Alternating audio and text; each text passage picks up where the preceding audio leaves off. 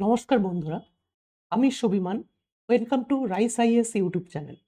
আজকে আমি তোমাদের সাথে ডিসকাস করব ইউপিএসসি সিভিল সার্ভিস প্রিলিমিনারি এক্সামিনেশনের জন্য প্রয়োজনীয় একটা টপিক। সেটা কি? সেটা হলো UPSC prelims Indian polity PYQs last 10 years trend analysis. তোমরা জানো বা আমাদের ইউটিউব চ্যানেলে আগেও অন্যান্য ভিডিওতে তোমরা দেখেছো যে ইউপিএসসি সিভিল সার্ভিস এক্সাম কিভাবে কন্ডাক্ট করা হয়, কতগুলো স্টেজে কন্ডাক্ট করা হয়। এরপর আমাদের এটা জানতে হবে যে ইউপিএসসির প্রিলিমস এক্সাম বা মেইনস এক্সামে কোন কোন বিষয় থেকে কি ধরনের প্রশ্ন আসে এবং সেই প্রশ্নের স্ট্যান্ডার্ড বা প্রশ্নের লেভেল কতটা হয়। তারপরে আমাদের এটাও জানতে হবে যে ইউপিএসসি প্রিলিমসে, যদি আমরা প্রিলিমসের কথা বলি, সেই প্রিলিমসে প্রতিটি বিষয়ের কোন কোন অধ্যায় থেকে কতগুলো করে প্রশ্ন আসে, সেটাই আজকে আমরা এখানে ডিসকাস করব। চলো আমরা স্টেপ বাই স্টেপ ডিসকাস করব যে প্রথমেই ইউপিএসসির সিলেবাসটা কি রয়েছে, পলিটি সিলেবাস কি রয়েছে এবং সেই সিলেবাসের গুরুত্বপূর্ণ অধ্যায় কোনগুলো এবং কোন কোন অধ্যায় থেকে কতগুলো করে প্রশ্ন আসে। তো আমরা এটা সহজভাবে গ্রাফের মাধ্যমে আমরা একটু ব্যাপারটা বুঝে নেব। এর ফলে আমাদের কি লাভ হবে? এর ফলে আমরা এটা বুঝতে পারবো যে ইউপিএসসি প্রিলিমস এক্সামে কোন কোন বিষয় থেকে, ফর এক্সাম্পল পলিটি, যেটা আজকের ভিডিওর বিষয়, এই পলিটি বা ভারতীয় রাষ্ট্রবিজ্ঞান থেকে কি ধরনের প্রশ্ন আসে, কোন চ্যাপ্টার থেকে সবথেকে বেশি প্রশ্ন আসে, কোন চ্যাপ্টার থেকে প্রশ্নের মান প্রতি বছর বেড়ে চলেছে বা কোন চ্যাপ্টার থেকে তুলনামূলকভাবে কম প্রশ্ন আসে। এবং আমরা কিছু পিআইকিউ স্যাম্পল পিআইকিউস এক্সাম্পলও দেখে নেব। তাহলে আমরা এটাও বুঝতে পারবো যে ইউপিএসসি কোন ধরনের প্রশ্নগুলো বারবার করছে। কিছু রিকারিং থিম কিন্তু প্রতিবারে থাকে। সেগুলো কি? চলো শুরু করা যাক। তো প্রথমেই আমরা শুরু করছি, দেখো, UPSC prelims polity topic wise question distribution. Total যদি আমরা দেখি বিগত ১০ বছরের, যদি ১০ বছরের আমরা সংখ্যাকে সামনে নেই, তাহলে দেখতে পাবো প্রায় ১৯২টা প্রশ্ন আসছে।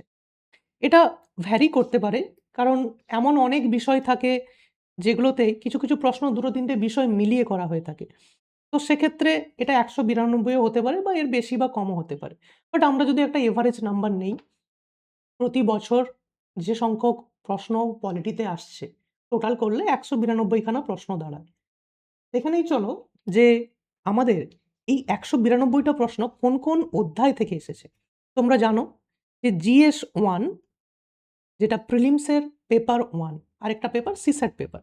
সেই জিএস 1 এ মেইন যে সাবজেক্টগুলো রয়েছে, যেমন পলিটি, ইকোনমি, জিওগ্রাফি, হিস্ট্রির modern history, ancient medieval history, art and culture, current affairs, এই সমস্ত বিষয় থেকে জিএস 1 এ প্রশ্ন করা হয়। সেটা আমি জানি, তোমরা সকলেও জানো। কিন্তু পলিটি এমন একটা বিষয়, যেই বিষয়ে তুমি খুব ভালো নাম্বার কিন্তু স্কোর করতে পারো। কারণ পলিটি একটা স্ট্যাটিক সাবজেক্ট এবং পলিটি সাবজেক্ট অন্যান্য সাবজেক্টের তুলনায় অনেক কম পরিশ্রমে তুমি কিন্তু ভালো মার্কস আনতে পারো। কিন্তু তুমি এটা তখনই পারবে যখন তুমি প্রতিটি অধ্যায় সম্পর্কে গভীর বিশ্লেষণ করবে পিআইকিউস। কারণ পিআইকিউস হচ্ছে তোমাকে দিশা দেখাবে যে কোন অধ্যায়গুলো আমাদের কতটা ভালোভাবে পড়তে হবে। চলো দেখে নিই। ১ম যে অধ্যায়টা, সেটা হচ্ছে গভর্নেন্স। তোমরা যদি পলিটির যেকোনো একটা স্টাডি মেটেরিয়াল ফলো করো, সেখানে দেখতে পাবে পলিটির সিলেবাস অনুযায়ী কিছু অধ্যায় ভিত্তিক ভাগ করা আছে। সেগুলো আমরা দেখব যে কোন স্টাডি মেটেরিয়াল ফলো করলে তোমরা সবথেকে বেশি বেনিফিট পাবে। তো আমি চ্যাপ্টার ওয়াইজ বলছি। প্রথমে দেখো গভর্নেন্স। গভর্নেন্স থেকে 28 কোয়েশ্চেনস এসছে লাস্ট 10 ইয়ার্সে। প্রতি বছর যদি প্রশ্ন আমরা সংখ্যক যোগ করি একসাথে, তাহলে পাবো ২৮ টি প্রশ্ন। পার্লামেন্ট, এখান থেকেও ২৮ খানা প্রশ্ন। Fundamental rights 29 questions. চলো আরো দেখে নিই। Political system 12 questions. Salient features of Indian constitution 11 questions. Preamble ৬ টি প্রশ্ন। অ্যামেন্ডমেন্ট টু দ্য কনস্টিটিউশন ৮ টি প্রশ্ন। তো এভাবে যদি আমরা দেখতে থাকি, দেখতে পাবো প্রতিটি বিষয় থেকেই কিন্তু কিছু না কিছু প্রশ্ন এসেছে। কিছু অধ্যায় থেকে তুলনামূলকভাবে কম সংখ্যক প্রশ্ন এসেছে। কিছু অধ্যায়তে অনেক বেশি প্রশ্ন এসছে। তো এখান থেকে আমাদের কি ট্রেন্ডটা বুঝতে হবে? আমাদের এটাই বুঝতে হবে যে কিছু হাই ওয়েটেজ টপিক রয়েছে, কিছু মডারেট ওয়েটেজ টপিক রয়েছে, আর কিছু লো টপিক রয়েছে। কিন্তু সেগুলো ইম্পোর্টেন্ট। লো মানে এটা নয় যে তুমি সেই সাবজেক্টটা বা সেই অধ্যায়টা একেবারেই পড়বে না। তোমাকে জানতে হবে, কিন্তু অন্যান্য অধ্যায়ের তুলনায় কম গভীরতা সম্পর্কে তোমার জ্ঞান থাকা প্রয়োজন। দেখো, ১ম যেটা রয়েছে ফান্ডামেন্টাল রাইট এবং ডিপিএসপি। খুব ইম্পোর্টেন্ট চ্যাপ্টার। ফান্ডামেন্টাল রাইট এবং ডিপিএসপি প্রতি বছর প্রশ্ন আসে। গভর্নেন্স, পার্লামেন্ট এবং গভর্নমেন্ট স্কিমস এই সমস্ত বিষয় থেকে কিন্তু মেজরিটি প্রশ্ন কিন্তু এখান থেকেই আসে। মডারেট ওয়েটে কী, কী রয়েছে? পলিটিক্যাল সিস্টেম এবং স্যালিয়েন্ট ফিচার্স। দেখো কোন, কোন অধ্যায়তে কী, কী টপিক রয়েছে সেগুলো তোমরা স্ট্যাটিক সাবজেক্টের ক্লাসে জানতে পারবে এবং প্রতিটা সাবজেক্টে এই ১০ বছরের প্রতিটা পিআইকিউ কিন্তু আমরা আমাদের আইসআইএস ইউটিউব চ্যানেল এবং ওয়েবসাইটে এর ভালোভাবে বিশ্লেষণ আমরা করে দেবো। এখন দেখে নাও যে কোন, কোন অধ্যায় থেকে বেশি প্রশ্ন আসছে এবং সেই অধ্যায়গুলো আমরা কিভাবে প্রিপেয়ার করব। কিছু ইম্পোর্টেন্ট আরও কিছু চ্যাপ্টার্স রয়েছে যেরকম সিটিজেনশিপ, নাগরিকত্ব, constitutional bodies, evolution of constitution, elections, local government election, central state relation. আচ্ছা, তোমরা যারা বেঙ্গলি মিডিয়ামের স্টুডেন্ট তোমরা কিন্তু এই পুরো কনটেন্টটা কিন্তু বাংলাতেও পড়তে পারবে। অনেকের ক্ষেত্রে এটা হয়ে থাকে যে বাংলাতে ১ম বার পড়লে তোমাদের অনেকটা ভালোভাবে তোমরা বুঝতে পারো। তো আমরা রাইস আইএস থেকে কিন্তু সম্পূর্ণ বাংলাতেও প্রতিটা বিষয়ের কনটেন্ট আমরা প্রোভাইড করছি। যেমন সবথেকে বেশি ওয়েটেজ কোথায় রয়েছে না fundamental rights, fundamental duty, DPSP দেখো মৌলিক অধিকার, মৌলিক কর্তব্য, ডিপিএসপি এগুলো রয়েছে। গভর্নেন্স মানে শাসন ব্যবস্থা, পার্লামেন্ট মানে সংসদ। কিছু মডারেট টপিক, মাঝারি গুরুত্বপূর্ণ টপিক কী, কী রয়েছে? পলিটিক্যাল সিস্টেম মানে রাজনৈতিক ব্যবস্থা, সংবিধানের প্রধান বৈশিষ্ট্যসমূহ, salient features of Indian constitution. কিছু, কিছু কম ইম্পোর্টেন্ট তুলনামূলকভাবে যেমন ধরো নাগরিকত্ব, সিটিজেনশিপ, এমার্জেন্সি, জরুরি অবস্থা এবং অন্যান্য বিষয়। তো এইভাবে আমরা বুঝতে পারলাম এটা যে কোন, কোন বিষয় থেকে কোন, কোন চ্যাপ্টার্স থেকে বারবার ইউপিএসসি প্রশ্ন করছে। এবার আমরা একটু দেখে নেই যে এই প্রশ্নের মান কেমন থাকে। আমরা কিছু এক্সাম্পলও দেখে নেব। তার আগে এটা দেখে নেই যে এই প্রশ্নের মান কেমন থাকে। কঠিন থাকে না সহজ থাকে? দেখো, আমি ১ম এ একটা কথা বলেছি। পলিটি বা ভারতীয় সংবিধান বা ভারতীয় রাষ্ট্রবিজ্ঞান এমন একটা সাবজেক্ট যেখানে কিন্তু তুমি সবথেকে ভালো স্কোর করতে পারবে। এবং এই সাবজেক্টে খুব বেশি ডিপ অ্যানালিসিস করারও প্রয়োজন হয় না। খুবই সহজ একটা বিষয় যেটা তোমরা একটু ভালোভাবে পড়লেই, ভালো স্টাডি মেটেরিয়াল ফলো করলেই কিন্তু মার্কস পাবে। কিন্তু দেখো ২০১৫ সাল থেকে আমরা যদি লক্ষ্য করি, বিগত ১০ বছরের, প্রতি বছর কিন্তু এভারেজ 17 কোয়েশ্চেনস আসছে। আমরা যদি একটা এভারেজ ধরি, গড় ১৭ থেকে ১৮ টা প্রশ্ন আসে প্রতি বছর। ২০১৫ তে ১৪ খানা প্রশ্ন এসছে। তার মধ্যে দেখো ৫ টা কিন্তু সহজ প্রশ্ন। মিডিয়াম প্রশ্ন ৭ টা আর ডিফিকাল্ট ২ টো। এইভাবে প্রতি বছর দেখো ২০১৬ সালে ১১ খানা প্রশ্নের মধ্যে ৩ টে সহজ প্রশ্ন, ৭ টে মাঝারি ধরনের প্রশ্ন এবং একটা ডিফিকাল্ট প্রশ্ন এসছে। ২০১৭ তে 29 কোয়েশ্চেনস খুব ইম্পোর্টেন্ট। তাই সেইজন্যই বলছি যে পলিটি খুব ইম্পোর্টেন্ট।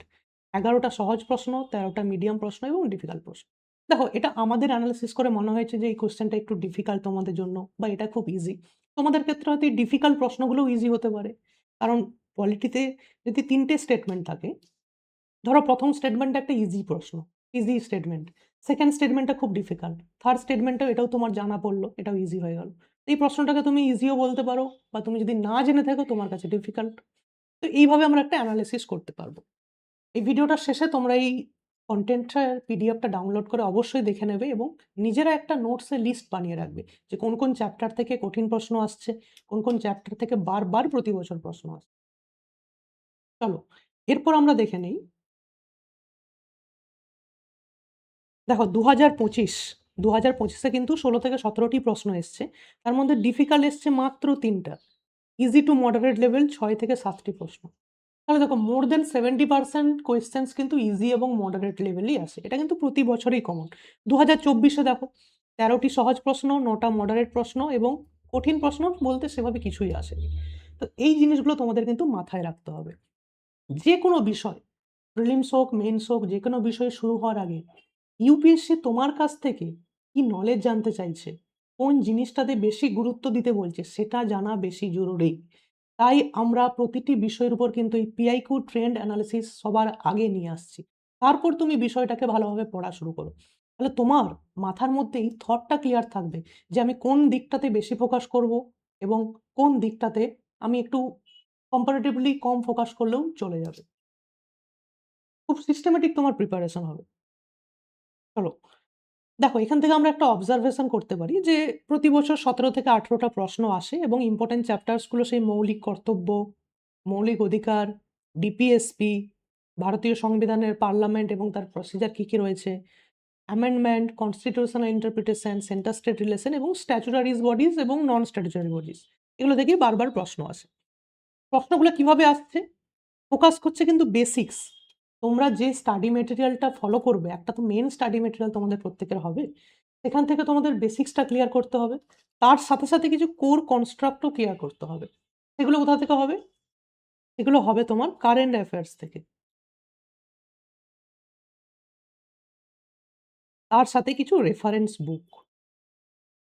কারণ আমি একটু পরেই দেখাবো যে কেমন পিআইকিউস গুলো আসছে। এখন ইউপিএসসি ট্রেন্ডে কিছুটা চেঞ্জ হয়েছে যে শুধুমাত্র ভারতীয় সংবিধান থেকে প্রশ্ন করছে না। বিভিন্ন আইন, কানুন বা কারেন্ট অ্যাফেয়ার্স এ যে ঘটনাগুলো ঘটছে, সেই ঘটনার ব্যাকগ্রাউন্ড, বিভিন্ন সুপ্রিম কোর্টের জাজমেন্টের পিছনে কোন ল রয়েছে, সেইগুলো ইন্টারলিঙ্ক করে প্রশ্ন করছে। তাই এক্ষেত্রে কারেন্ট অ্যাফেয়ার্স এবং কিছু রেফারেন্স বইও জরুরি। তোমাদের প্রশ্ন থাকতে পারে যে আমরা কারেন্ট অ্যাফেয়ার্স এবং রেফারেন্স বুক এগুলো কোথায় পাবো? একটু পরেই আমি জানাচ্ছি। একটু অপেক্ষা করো। দেখো, আজকের মেইন জিনিস যেটা অবজারভেশন আমরা কি দাঁড়ানো বা কনক্লুশন আমাদের কি হতে পারে? ৩ টে কনক্লুশন তুমি ড্র করবে এখান থেকে। দেখো, ১ম এ তুমি আইডেন্টিফাই করে নিলে যে ইম্পোর্টেন্ট চ্যাপ্টার্স কোনগুলো রয়েছে। এটা ১ নম্বর। তারপর তুমি বুঝলে যে ইম্পোর্টেন্ট চ্যাপ্টার্স গুলো থেকে কিরকম প্রশ্ন আসছে। কিরকম প্রশ্ন আসছে? দেখো, beyond mere factual recall and increasingly tests conceptual clarity, particularly in areas related to political philosophy such as constitutionalism. অর্থাৎ বর্তমানে কিন্তু শুধুমাত্র কোর কনসেপ্ট থেকে প্রশ্ন আসছে না। কনসেপ্টের ধারণ কনস্টিটিউশনের যে ধারণা সেটা তোমার কতটা পরিষ্কার, সেটা থেকেও কিন্তু প্রশ্ন আসে। ফর এক্সাম্পল, যে সংবিধান কি? সংবিধানের প্রয়োজনীয়তা কি? ডেমোক্রেসি মানে কি? রিপাবলিক মানে কি? রিপাবলিক আর ডেমোক্রেটিক রিপাবলিক এই দুটোর মধ্যে তফাৎ কি? ভারত কি ধরনের রাষ্ট্র? ভারত যে সেকুলার রাষ্ট্র, সেই সেকুলারিজমটা ইউরোপিয়ান কান্ট্রিজ এর সেকুলারিজম থেকে কতটা আলাদা? এই ধরনের যে কোর কনসেপ্ট গুলো রয়েছে সংবিধানের ধারণা রিলেটেড, সেগুলো থেকে কিন্তু বারবার প্রশ্ন করছে। তার সাথে কি হয়েছে? রাইজ হয়েছে। প্রশ্নের সংখ্যা বেড়েছে কোথায়?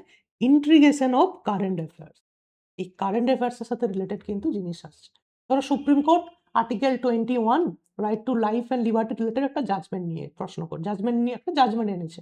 তো তোমাকে আর্টিকেল 21 এর আন্ডারে কোন, কোন ক্লজ আছে এবং আমাদের কোন, কোন লিবার্টির কথা আর্টিকেল 29 এ বলা রয়েছে অরিজিনাল কনস্টিটিউশন এ, এবং সুপ্রিম কোর্ট কোনগুলো বলেছে আর্টিকেল 21 এর আন্ডারে আসবে, সেই সবগুলো কিন্তু তোমাকে জেনে নিতে হবে। এইভাবেই তুমি কারেন্ট অ্যাফেয়ার্স এর সাথে লিঙ্ক করবে। ধরো সুপ্রিম কোর্ট পুলিশ অ্যারেস্ট বা প্যারোল বা বেল এই সমস্ত নিয়ে কোনো জাজমেন্ট নিয়ে এসছে। তোমাকে তখন এগুলোর ডিফারেন্স জেনে নিতে হবে। ইউপিএসসি অলরেডি প্রশ্ন করেছে এইসব বিষয় নিয়ে। এভাবেই তোমাকে কারেন্ট অ্যাফেয়ার্স এর সাথে লিঙ্ক করতে হবে। দেখো, এরপর যে প্রশ্নটা তোমাদের সকলেরই থেকে থাকবে যে আমরা কি, কি সোর্স ফলো করব? দেখো, কি সোর্স ফলো করবে সেটা তোমার পুরোপুরি ইন্ডিপেন্ডেন্ট চয়েস হওয়া উচিত। যদি তুমি আমাদের অ্যাডভাইস নাও তাহলে আমরা এটাই বলব যে এনসিইআরটি তোমার ফার্স্ট চয়েস হবে। কোন এনসিইআরটি? ক্লাস 11, ক্লাস 9, 10 এই ৩ টে। ক্লাস 11 কিন্তু এর মধ্যে সবথেকে ইম্পোর্টেন্ট। এটা পড়লে তুমি কিন্তু কনস্টিটিউশনের যে ধারণা, একটা দেশ চালানোর জন্য সংবিধানের কতটা প্রয়োজন এবং সংবিধান তৈরি করতে কি, কি বিষয়ের প্রয়োজন হয়, প্রতিটি সাংবিধানিক শব্দের বিশ্লেষণ কিন্তু এই ক্লাস 11 এনসিইআরটিতে তুমি পেয়ে যাবে।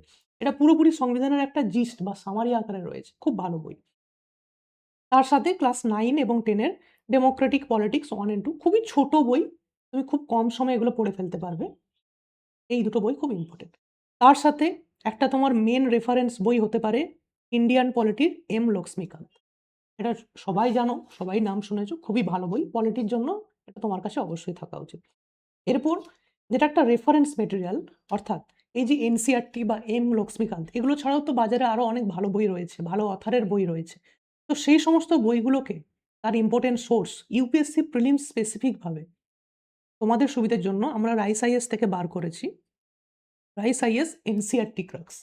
এই এনসিইআরটি ক্রাক্স পড়লে তোমাদের কিন্তু এই সমস্ত স্টাডি মেটেরিয়াল গুলো একসাথে কভার হয়ে যাবে এবং এটা একটা রিভিশন মেটেরিয়াল হিসাবে তৈরি করা হয়েছে। তো এটাও তোমরা দেখতে পারো অবশ্যই। আর তার সাথে বেয়ার অ্যাক্ট। বেয়ার অ্যাক্ট মানে এটা একটা সংবিধানের একটা পিডিএফ বা বুক যেখানে শুধুমাত্র আর্টিকেল মেনশন থাকবে। সেই আর্টিকেলে কি রয়েছে অরিজিনাল কনস্টিটিউশন এ সেটা মেনশন থাকবে। তো এটা তুমি ঝটপট রিভিশনের জন্য বা কোনো আর্টিকেল সম্বন্ধে তোমার কোনো ডাউট আছে, তুমি সঙ্গে, সঙ্গে বেয়ার অ্যাক্টের পিডিএফ খুলে দেখে নিলে। তো এটা তোমার কাছে সবসময় থাকা উচিত। কারেন্ট অ্যাফেয়ার্সের জন্য বা সংবিধানের ধারণা আরো সুস্পষ্ট করার জন্য সেকেন্ড এআরসি কমিশন, তার আন্ডারে ethics in governance, right two information, local governance, এগুলো একবার দেখে নেবে। বাট এগুলো মোর অর লেস মেন্সের জন্য বেশি এফেক্টিভ হয়। তার সাথে কারেন্ট অ্যাফেয়ার্সের জন্য তুমি কি করবে দেখো।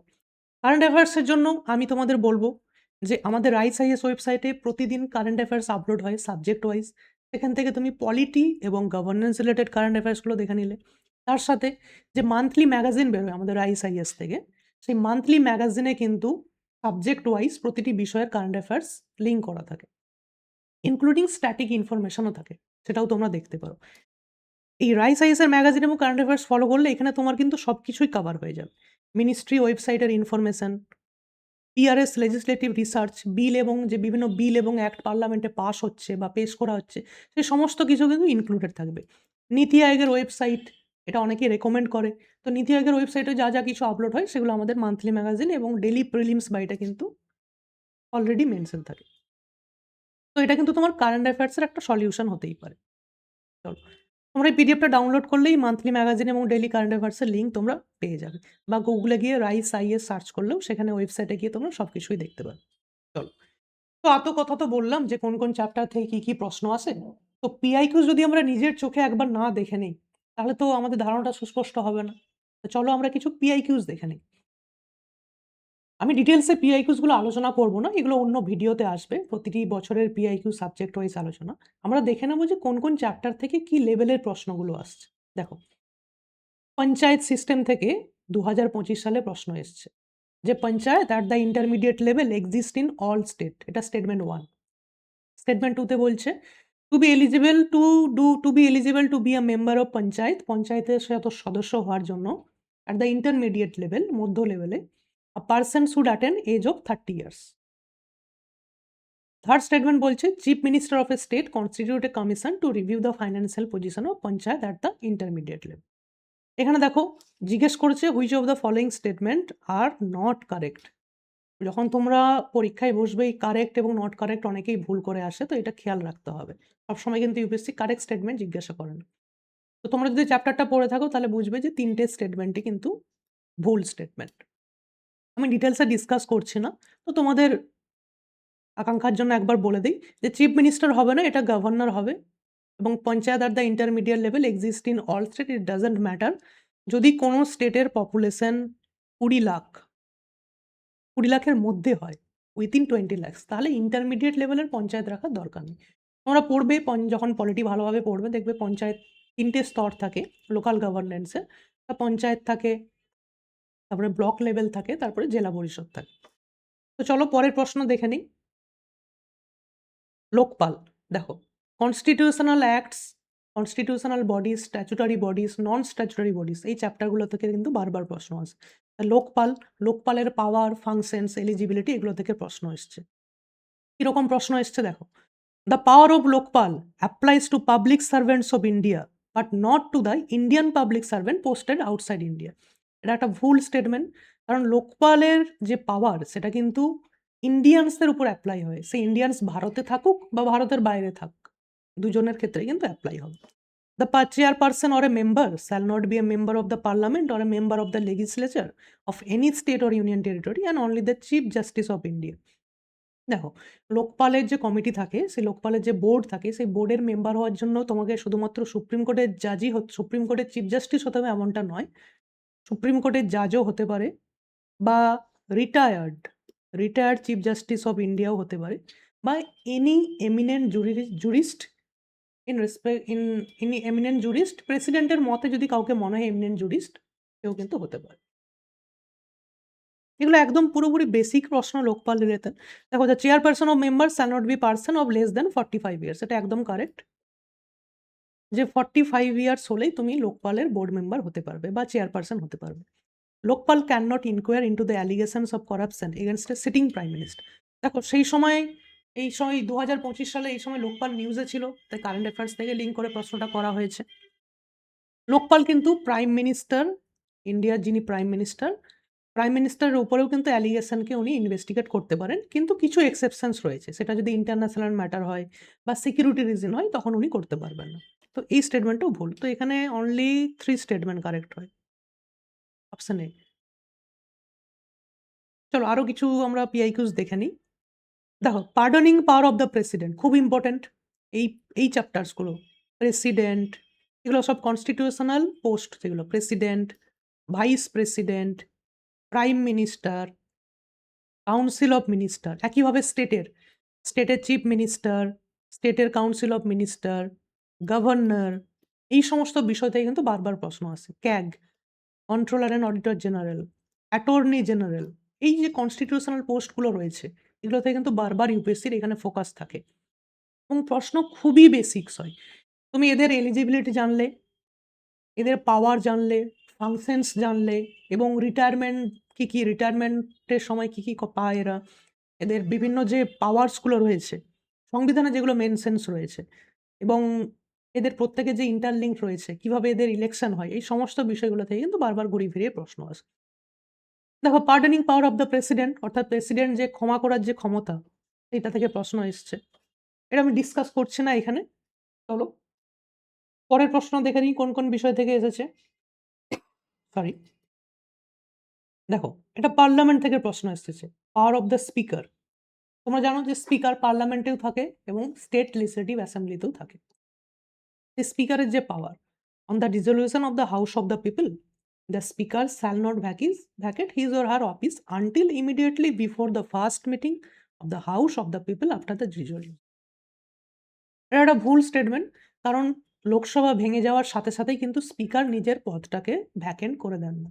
যতক্ষণ না ইলেকশন হয়ে নতুন সরকার গঠন হচ্ছে ততদিন পর্যন্ত কিন্তু স্পিকার তার সিটে বসে থাকেন। নতুন স্পিকার আসবে, তারপরেই পাওয়ার হ্যান্ড ওভার হবে।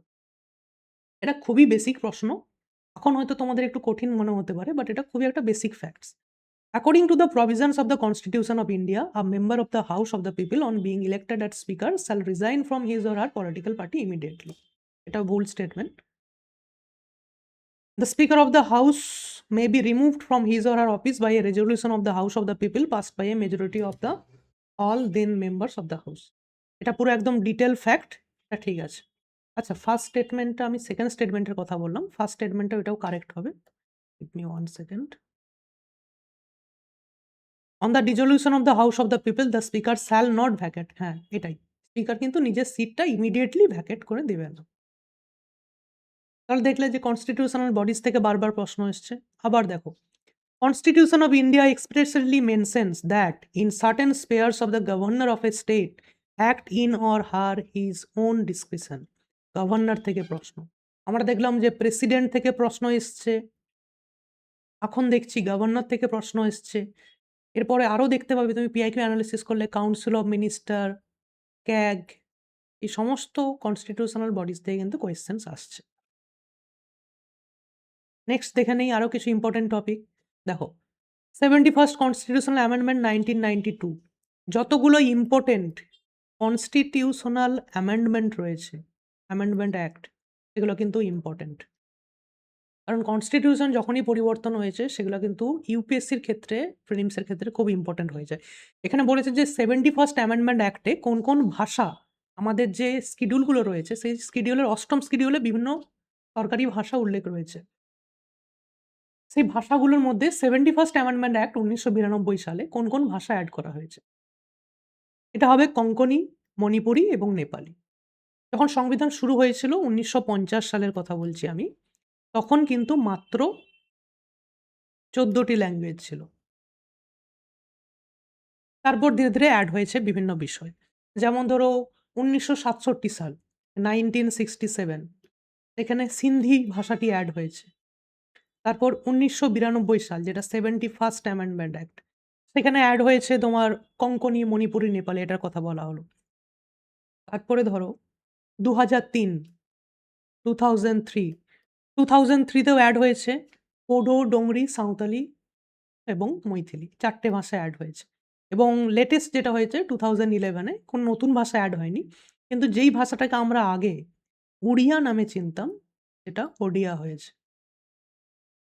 তো এগুলো কনস্টিটিউশনাল অ্যামেন্ডমেন্ট অ্যাক্ট, এগুলো তোমরা যেকোনো স্টাডি মেটেরিয়াল দেখতে পাবে। আমাদের আইএসআইএস এর এনসিইআরটি ক্রাক্সেও ভালোভাবে মেনশন করা রয়েছে। লক্ষ্মীকান্তে তো অবভিয়াসলি তোমরা দেখতে পাবে। তো এগুলো কিন্তু খুব important topic. Constitutional amendment, important constitutional amendment. দেখো schedule areas in India, 6th schedule, 5th schedule যে স্টেটগুলো রয়েছে তাদের কি এক্সট্রা অ্যাডভান্টেজ দেওয়া হয় ভারতীয় সংবিধানে, সেগুলো থেকে কিন্তু বারবার প্রশ্ন আসে। ওনাদের কিছু অটোনমি থাকে এই সমস্ত স্টেটের। যেমন within a state the notification of an area as schedule areas take place through the order of the president. একটা স্টেটকে শিডিউল এরিয়াস হিসাবে ঘোষণা করার পাওয়ার কার কাছে রয়েছে? স্টেটের গভর্নরের কাছে না দেশের প্রেসিডেন্টের কাছে? Largest administrative unit forming the schedule areas is the district and the lowest is the cluster of village in the block. যে এই যে শিডিউল এরিয়াস এর সবথেকে ছোট পার্টটা কি এবং সবার উপরে কি রয়েছে? উপরে কি ডিস্ট্রিক্ট রয়েছে আর সবার নিচে কি ব্লক বা ভিলেজ রয়েছে? এটাই জানতে চেয়েছে। দেখো chief minister of a concern state are required to submit annual reports to the union home ministry on the administration of schedule areas in the state. Chief মিনিস্টারের পাওয়ার সম্পর্কে জানতে চেয়েছে। তাহলে দেখতে পেলে যে বারবার কিন্তু এই শিডিউল এরিয়াস থেকে প্রশ্ন আসছে। 2020 সালে দেখো আবার পাওয়ার অফ দ্য প্রেসিডেন্ট থেকে এসছে যে প্রেসিডেন্টের কি পাওয়ার রয়েছে পার্লামেন্টের উপর। উনি পার্লামেন্টের সেশন চলাকালীন যে কোনো সময় পার্লামেন্ট বন্ধ করে দিতে পারেন, আবার পার্লামেন্টে সামন করতে পারেন, সবাইকে ডাকতে পারেন। এইখান থেকে প্রশ্ন এসছে। President of India can summon a session of the parliament at such a place as he thinks fit. উনি যে কোনো জায়গাতে পার্লামেন্টের সমস্ত এমপিদের একসাথে ডাকতে পারেন, নাকি শুধুমাত্র দিল্লিতেই ডাকতে পারেন? এটা থেকে প্রশ্ন এসছে। Constitution of India provides for 3 sessions. কনস্টিটিউশনে কি পার্লামেন্টে 3টে সেশনের কথা বলা হয়েছে যেটা বর্তমানে চলে থাকে? নাকি কনস্টিটিউশনে কোনো মেনশনই নেই সেশনের কথা? There is no minimum number of days that the parliament is required to meet in a year. সংবিধানে কি মেনশন আছে যে পার্লামেন্টে মিনিস্টার অফ পার্লামেন্টদের কতদিন পার্লামেন্টে উপস্থিত থাকতে হবে? তোমরা অনেকেই নিউজে শুনে থাকো যে অমুক এমপি সবথেকে কম দিন পার্লামেন্টে উপস্থিত থেকেছেন, বা অমুক এমপি পার্লামেন্টের সবথেকে বেশি দিন প্রেজেন্ট ছিলেন। তো এই খবরগুলো বারবার আসে। তো সেখান থেকে একটা বেসিক কোয়েশ্চেনস। দেখো পার্লামেন্টে কিন্তু কোনো minimum number of days present থাকতে হবে এরকম সংবিধানে মেনশন নেই। এবং এটা বলা আছে যে পার্লামেন্টে 2টো সেশনের গ্যাপ। ধরো একটা সেশন এক্স টাইমে হলো, আরেকটা সেশন ওয়াই মান্থে হলো, একটা এক্স মান্থে, একটা ওয়াই মান্থে। এই দুটোর মধ্যে যে গ্যাপ, সেই গ্যাপটা 6 মাসের বেশি হওয়া যাবে না। এরকম কোথাও বলা নেই যে 3টে সেশন করতে হবে, 4টে সেশন করতে হবে আলাদাভাবে, এরকম ব্যাপারটা নয়। যে budget session, monsoon session, winter session এরকম কোনো ব্যাপার নেই। এটা সংবিধানে মেনশন নেই। সংবিধানে মেনশন আছে যে 2টো সেশনের মাঝের গ্যাপটা 6 মাসের বেশি হওয়া যাবে না। এবং প্রেসিডেন্টের কাছে এই পাওয়ারটা থাকে যে উনি নিজের মতো করে যেকোনো স্থানে কিন্তু উনি পার্লামেন্টে এমপিদের সবাইকে ডাকতে পারেন এবং পার্লামেন্টের অধিবেশন বসাতে পারেন। আর কতগুলো রয়েছে দেখো, আর 2টো রয়েছে। Rajya Sabha has equal powers with the Lok Sabha. অর্থাৎ জানতে চাইছে এই যে 4টে স্টেটমেন্ট রয়েছে, কোন স্টেটমেন্টের এই 4টে কিন্তু পাওয়ারের কথা বলা হয়েছে। যে কোন ক্ষেত্রে রাজ্যসভা এবং লোকসভা দুজনেরই পাওয়ার সেম। এটা হবে amendment of the constitution. Constitution amendment করতে হলে সেটা লোকসভাতেও বিলটা পাস করাতে হবে, রাজ্যসভাতেও পাস করাতে হবে। কিন্তু এমন কিছু বিষয় রয়েছে যেগুলোতে পাওয়ার লোকসভার বেশি। এমন কিছু বিষয় রয়েছে যেগুলোতে পাওয়ার লোকসভা, রাজ্যসভা দুজনেরই বেশি। আবার এমন কিছু বিষয় রয়েছে যেগুলোতে পাওয়ার রাজ্যসভার বেশি। যেরকম অল ইন্ডিয়া সার্ভিস, যেটা আইএএস, আইপিএস, আইএফএস, এই যে সার্ভিসগুলো ক্রিয়েট করার সময় এটা কিন্তু রাজ্যসভার পাওয়ার এখানে বেশি, অল ইন্ডিয়া সার্ভিস। তারপর ভাইস প্রেসিডেন্টের রিমুভাল প্রসেস, যিনি রাজ্যসভার চেয়ারম্যান হিসাবে বসেন, ভাইস প্রেসিডেন্ট রিমুভাল প্রসেস কিন্তু রাজ্যসভাতেই শুরু করতে হবে। অপরদিকে অ্যামেন্ডমেন্ট অফ দ্য কনস্টিটিউশনে দুজনের পাওয়ারই সেম। কিন্তু যখন মানি বিল থাকছে সেক্ষেত্রে মানি বিলে রাজ্যসভার পাওয়ার কিন্তু লিমিটেড। এগুলো তোমরা ধীরে পড়লে খুবই বুঝতে পারবে। এটা কিন্তু একটা ইজি কোয়েশ্চেন। লাস্ট প্রশ্ন দেখে নিই। দেখো একটা গভর্নমেন্ট স্কিম থেকে প্রশ্ন। কিন্তু এই স্কিমটা যেহেতু পার্লামেন্ট রিলেটেড, এমপি রিলেটেড, তাই এই প্রশ্নটা করেছে, এটা পলিটির প্রশ্ন হয়ে যাচ্ছে। Members of parliament local area development scheme, এটাকে বলা হচ্ছে এমপি ল্যাড স্কিম। এটা বিভিন্ন কারণে নিউজে থাকে সবসময়। এই এমপি ল্যাড স্কিমে কি করা হয় না, প্রতিটা ministry of parliament, minister of parliament যারা থাকেন, ওনাদেরকে একটা সার্টেন অ্যামাউন্ট অফ টাকা দেওয়া হয় ওনাদের নিজেদের যে কনস্টিটিউয়েন্সি সেটা ডেভেলপ করার জন্য। সেখান থেকেই, সেই স্কিমটা থেকেই প্রশ্ন এসছে যে এই স্কিমে কি ফিচার্স রয়েছে। এমপি-led funds must be used to create durable asset like physical infrastructure for education, health, এই সমস্ত বিষয়। The specified portion of each MP's fund must benefit SC/ST population. MPLAD funds are sanctioned on a yearly basis, প্রতি বছর টাকা দেওয়া হয়। And unused fund cannot be carried forward to next year, এবং যে বছরে টাকা দেওয়া হবে সেটা সে বছরেই কি শেষ করতে হবে, নাকি এবছর কিছুটা ইউজ করলাম, পরের বছর কিছুটা ইউজ করলাম, এরকমও করা যেতে পারে। The district authority must inspect at least 10% of the all works under implementation of every year. তুমি যদি ইউপিএসসি পরীক্ষা সফল হয়, আইএএস হও, তুমি যখন একটা ডিস্ট্রিক্টের ডিএম থাকবে, তখন কি তোমাকে এই এমপিলেট স্কিমে টাকাটা ঠিকঠাকভাবে খরচ হচ্ছে কিনা, মানুষের বেনিফিট হচ্ছে কিনা, তার 10% তোমাকে এভালুয়েট করতে হবে। এটাই স্টেটমেন্ট রয়েছে।